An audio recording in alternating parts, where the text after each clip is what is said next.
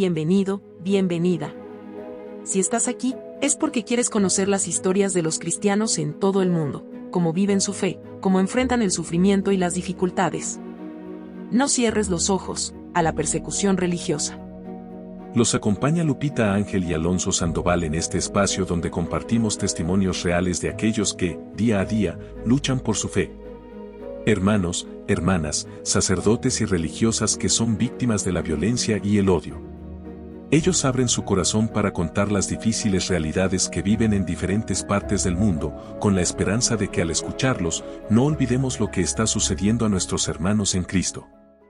En el capítulo de hoy nos acompaña Monseñor Bruno Ateba, desde Camerún, país donde, desde hace algo más de una década la paz se ve perturbada por una grave amenaza exterior, la violencia de grupos islamistas radicales procedentes de los países vecinos, Nigeria y Chad. Monseñor Ateba, bienvenido a este espacio. Gracias por la invitación. Desde 2013, su diócesis de Marowa Mokolo, ubicada en la frontera con Nigeria, ha sufrido varios ataques de Boko Haram. ¿Cómo se encuentra ahora la situación allí? La situación se ha calmado un poco en los últimos tiempos, pero siguen habiendo ataques esporádicos. En términos militares, Boko Haram ha perdido algo de fuerza. Antes, todos ellos tenían armas pesadas, pero ahora ya no es así. Sin embargo, siguen siendo bandidos, y lo que hacen es venir a robar lo que puedan: comida, ganado, dinero e incluso ropa. Las parroquias que están más cerca de la frontera, como Mutskaringet-Chewe, son las más afectadas. Cada mes, hay al menos 2 ataques, porque los terroristas están pasando hambre. Por la noche, la mayoría de la gente en la frontera prefiere no dormir en casa. Algunos hasta se refugian bajo los árboles para no ser sorprendidos. El ejército está allí para proteger a la gente, pero los partisanos de Boko Haram, que están dentro de Camerún, avisan a los terroristas en Nigeria cuando los soldados no están cerca. La gente vive con miedo. Yo, cuando visito esas parroquias, siempre voy acompañado de soldados. Les llamo mis ángeles de la guarda. Camerún enfrenta una grave amenaza externa desde 2014, cuando los grupos islamistas radicales provenientes de los países vecinos, como Nigeria y Chad, comenzaron a aterrorizar el norte del país. El grupo más conocido, Boko Haram, y su rama disidente, la provincia de África Occidental del Estado Islámico, han sembrado el caos, desplazando a cientos de miles de personas y causando miles de muertes. La violencia se ha intensificado, especialmente en las regiones fronterizas, donde las comunidades viven con el constante temor de nuevos ataques. Monseñor, ¿cuáles cree usted que son los pasos más importantes para luchar contra Boko Haram y, a la vez, garantizar un futuro mejor para el país? Yo creo que no son las armas las que van a resolver este problema. Lo más importante es la educación y la formación. Si los jóvenes tienen oportunidades y perspectivas, va a ser mucho más difícil para Boko Haram reclutar a nuevas personas y manipularlas. En lo que respecta a la formación, tengo un proyecto que me es muy querido, y que espero poder llevar a cabo pronto con la ayuda de ACN. Estoy pensando en un centro pastoral en Mokolo, donde podamos ofrecer formación humana y espiritual.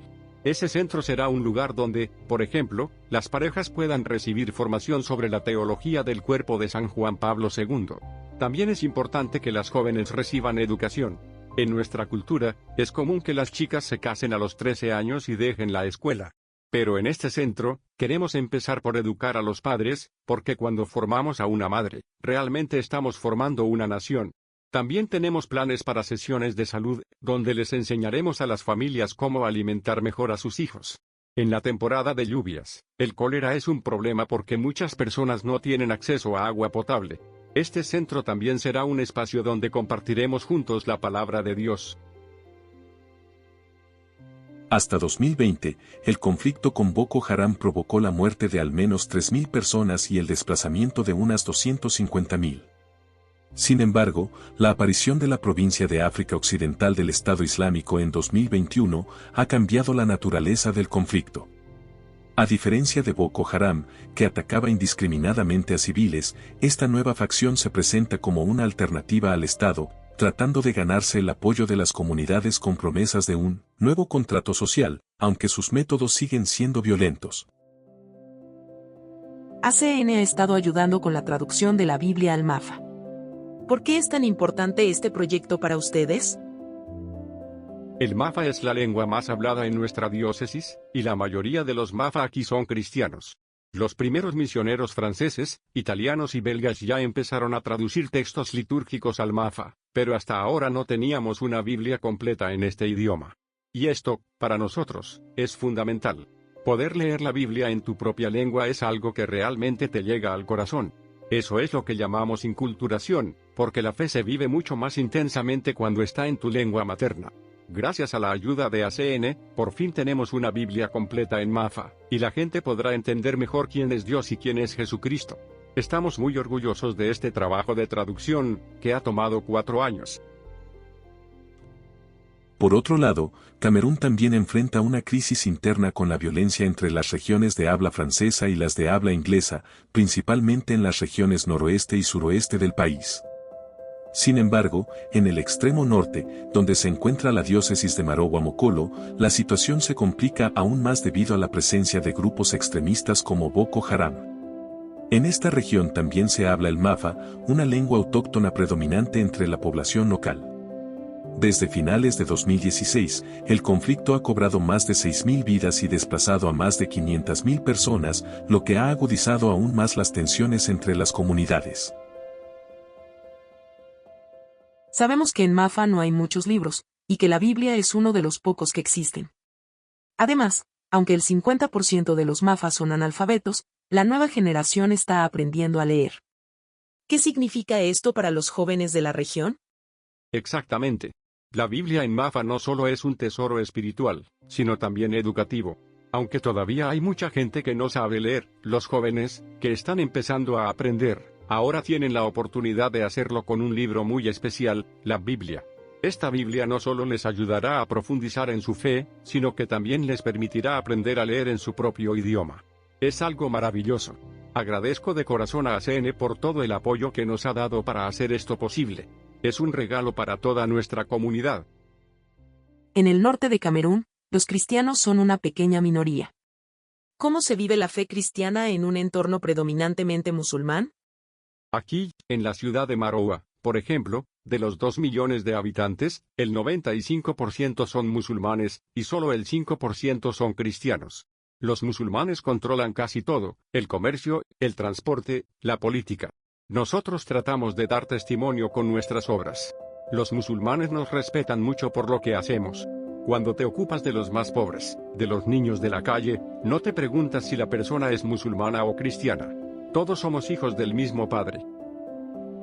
Dentro de esta compleja situación de violencia, la comunidad cristiana ha sido uno de los grupos más afectados. Tanto Boko Haram como la provincia de África Occidental del Estado Islámico han secuestrado a mujeres y niñas cristianas, muchas de las cuales han sido sometidas a abusos sexuales y obligadas a casarse con hombres musulmanes. Esta violencia religiosa ha marcado un profundo sufrimiento para las comunidades cristianas en el norte de Camerún.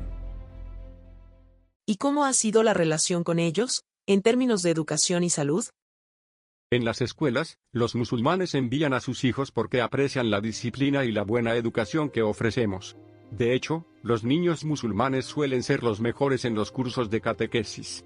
En sus casas, rezan el Padre Nuestro y el Ave María sin problema, y sus padres no tienen objeciones. Lo mismo ocurre con nuestro centro de salud en Bogo, que está gestionado por las Hermanas Misioneras de Jesucristo. Muchas mujeres musulmanas prefieren ir allí, porque en los hospitales públicos los examinarían hombres, lo cual es inconcebible para ellas. También aprecian mucho la acogida y el trato que les damos. En un momento, cuando hubo amenazas de secuestro por parte de Boko Haram, fui a hablar con el líder musulmán de la región para decirle que cerraríamos el centro de salud por seguridad. Él se opuso, nos pidió que no lo cerráramos y prometió protegernos. A la violencia del terrorismo se suman los grupos de autodefensa, que están involucrados en actividades delictivas como el robo de ganado y el contrabando. Esta creciente inseguridad ha creado un panorama aún más incierto en el norte de Camerún. Además, tanto las fuerzas separatistas como las fuerzas gubernamentales han sido acusadas de graves violaciones de derechos humanos, lo que ha hecho que la población civil sufra aún más en este conflicto multidimensional. Gracias al apoyo de los benefactores, ACN ha estado acompañando y ayudando a la Iglesia en Camerún durante más de 30 años. ¿Qué mensaje le gustaría enviarles a todas esas personas que hacen posible este apoyo?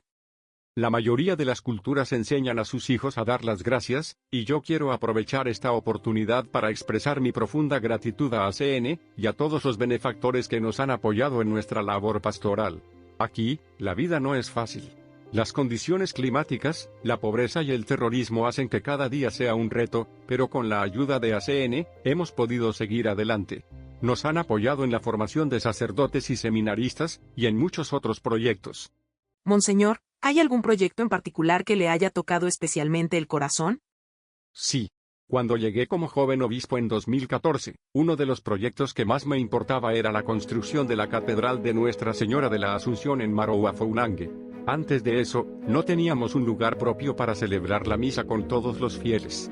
La diócesis fue fundada en 1973, pero debido a las muchas prioridades en salud y educación, no pudimos construir una catedral. Mi ordenación episcopal, por ejemplo, se celebró en el estadio de la ciudad. Gracias a ACN, por fin pudimos construir la catedral.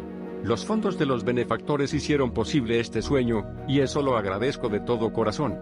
El día de la consagración, en julio de 2023, rezamos por todos ellos.